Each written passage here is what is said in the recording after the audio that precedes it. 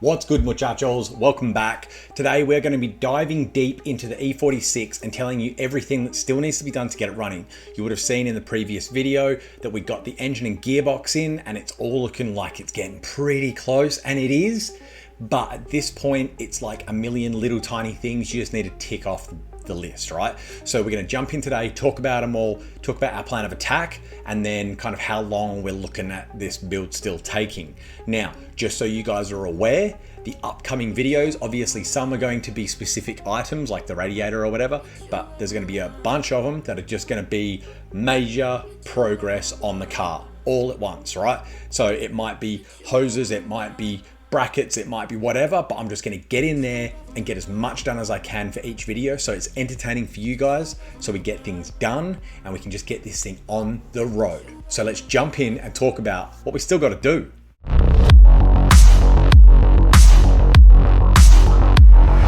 All right, we have a list. I've checked it twice and it's not nice. All right, good puns. I'm a dad, I'm allowed to make those jokes. Now, I'll rattle them off and then we'll jump a bit deeper into all of them, okay? So we still have to do the air intake. We still have to do the oil and water lines to the turbo. I know you've seen us do the templates for them in a previous video, but I can't get hold of Kel. I think he's on holiday, so I'm just gonna get them redone possibly.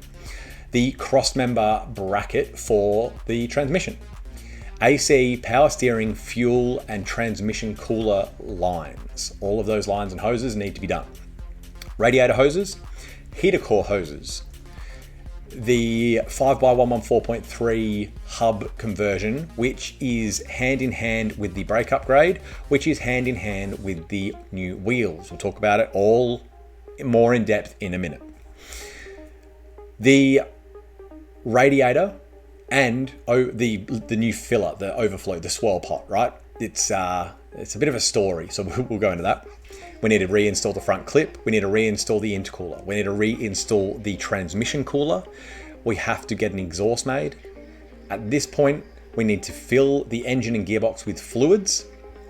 We need to get it wired and we need to get it tuned. Now, that is essentially our plan of attack and our rough to-do list. Now, I have a lot of parts either already here or on their way. So these videos with the major works are going to be coming hard and fast. That's what she said. All right, they're going to be coming out of the sky. So boys, get ready for this car to have a lot of stuff done. If you build, you will come. Now let's jump a little bit further into each thing. Right now, before we do this, remember, boys and girls, we need you to like, comment, and subscribe on these videos and to the channel to help it grow. We've cracked 3,500 and I'm really happy. That is amazing. Thank you very much. But if you could click those buttons, it does help out the channel. For anyone that doesn't understand YouTube, just quickly, just side note, subs and likes, comments, and views are literally everything. If you watch my videos, the longer you watch it, the better it is. If you like it, if you comment on it, and if you subscribe to the channel, it's like saying to YouTube, oi, make this dude's channel blow up. Help him. So if you like it, it's like they're gonna show it to 5 more people. If you comment on the video, they'll show it to another 5 people. If you subscribe, they'll show the channel to more people. You know, it's the actions that show you actually like the stuff, okay? So if you wanna do that, cool. Anyway, let's get back into it. I just had to do a little bit of advertising for myself, okay? Now, the intake. Obviously, we need the air intake, and I'll show you the car. So this is a good representation. Air intake, obviously here we need to come into the corner.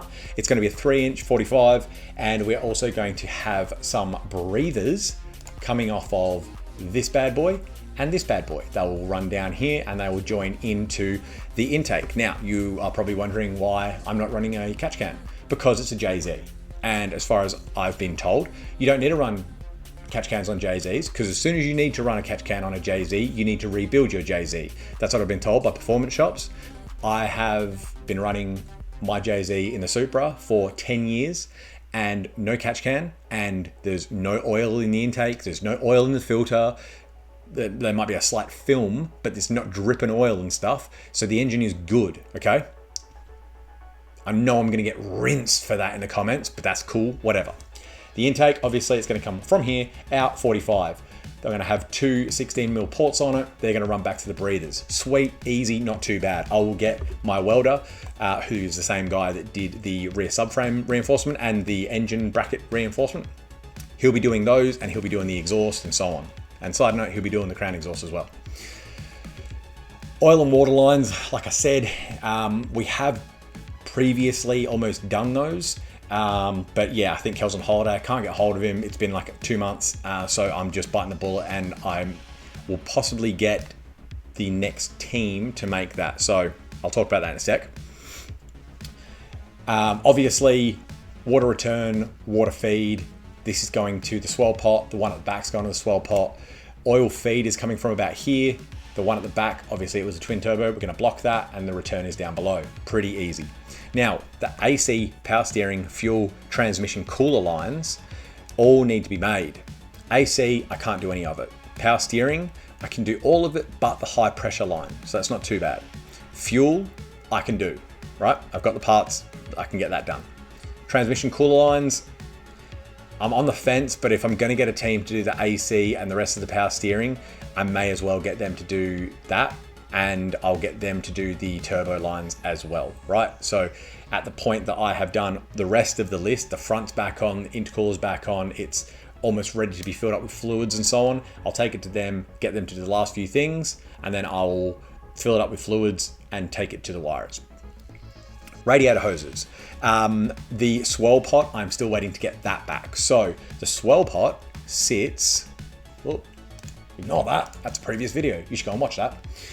Swell pot sits here, and it has a little port that comes down, so water line goes there, and here it has a little T-piece that comes into there.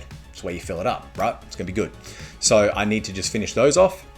Heater core hoses, I need to finish those as well. So around back here, there is a switch, and I think it's like the heater valve or whatever it is.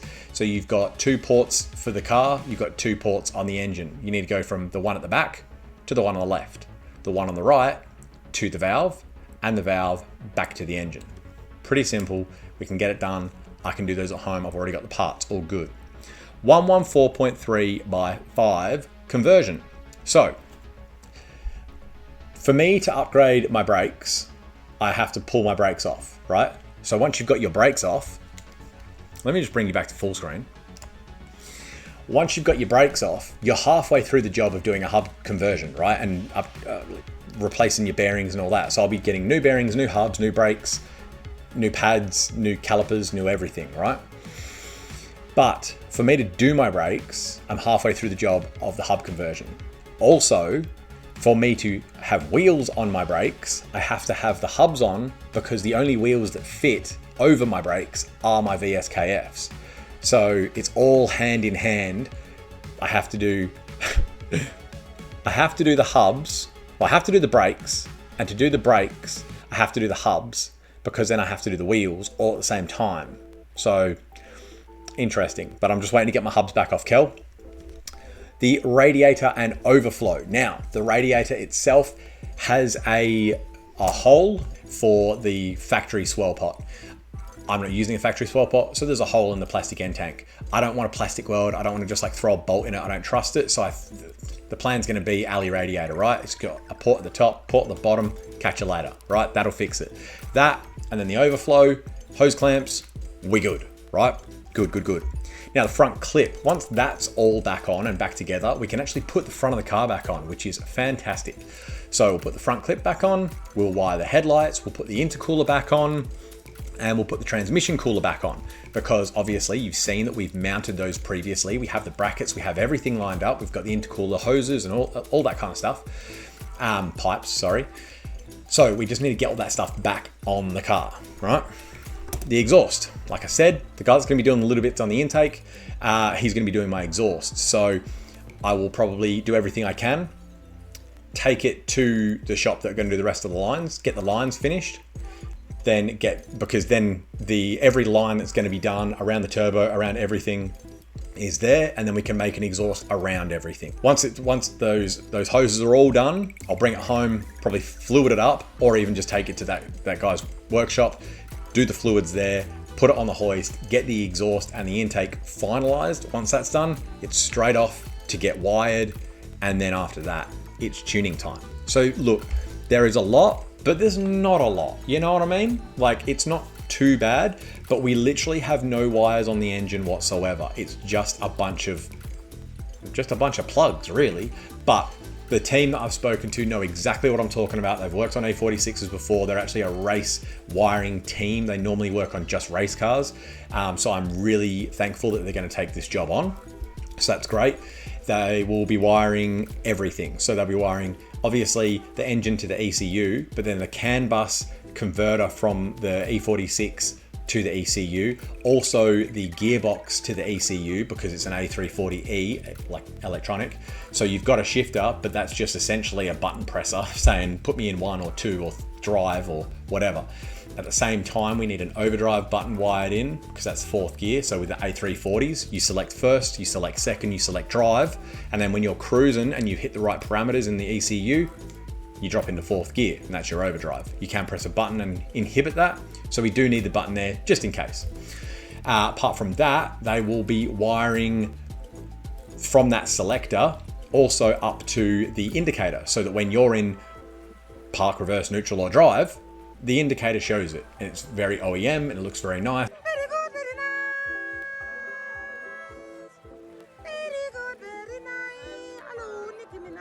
And also it's legal, because this car will be getting registered.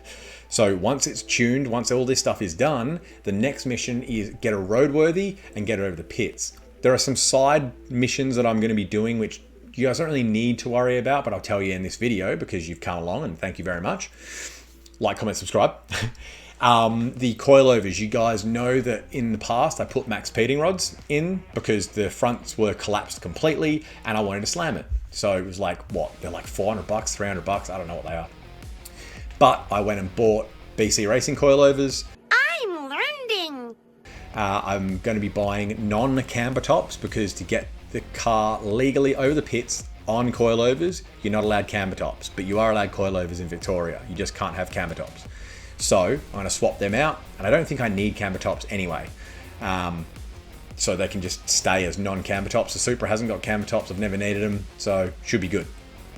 Front and back.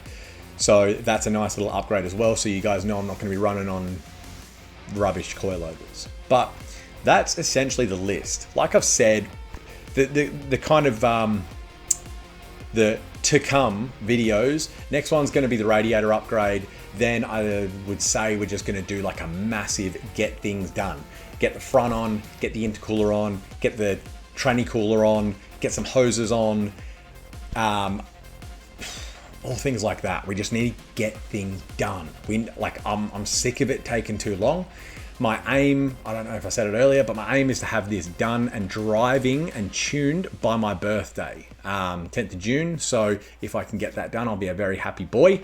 And then get it registered and we're cruising, and it's the next project. And obviously the size and ramifications of the build all relies on YouTube, right?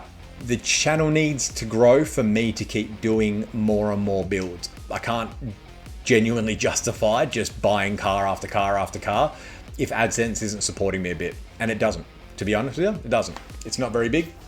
So the more subs we can get, the more views we can get, the wider this channel can be spread, the more fun stuff we can do. I really, really, really want to start doing giveaway cars. Like, that is one of my main goals, is I want to get this channel to a point where I can build cars really nicely and then just give them away, right?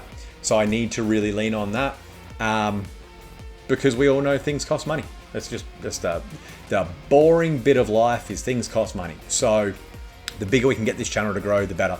And the more you guys can help me by sharing videos, liking, comment, subscribing, all that kind of stuff, genuinely is the best thing. The only other thing that's better than that is going to the Patreon and becoming a patron, which, you know, you don't have to do that. That's up to you. You don't have to spend money. I just want to take your time, you know?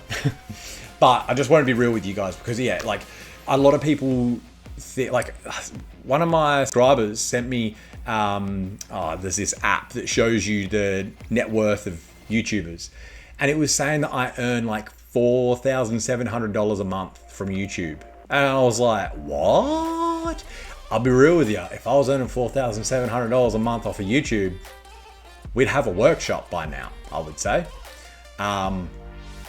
Or a horrendous amount of cars. Oh my Lord. I would probably have a supercar by now if I was earning that kind of money off the channel. I would, like, for real. No cap and all that BS that people are saying.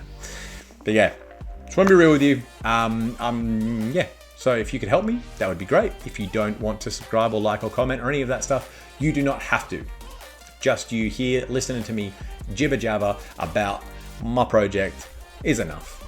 But if you want to do a little bit more, muchos gracias. So thank you for coming along for this video, guys. I cannot wait to get all this done. I am genuinely itching at it. The second thing, like, parts rock up, I'm out there installing them. So I hope you're as excited as me. Thank you for coming along, and I'll see you all in the next one. See you guys.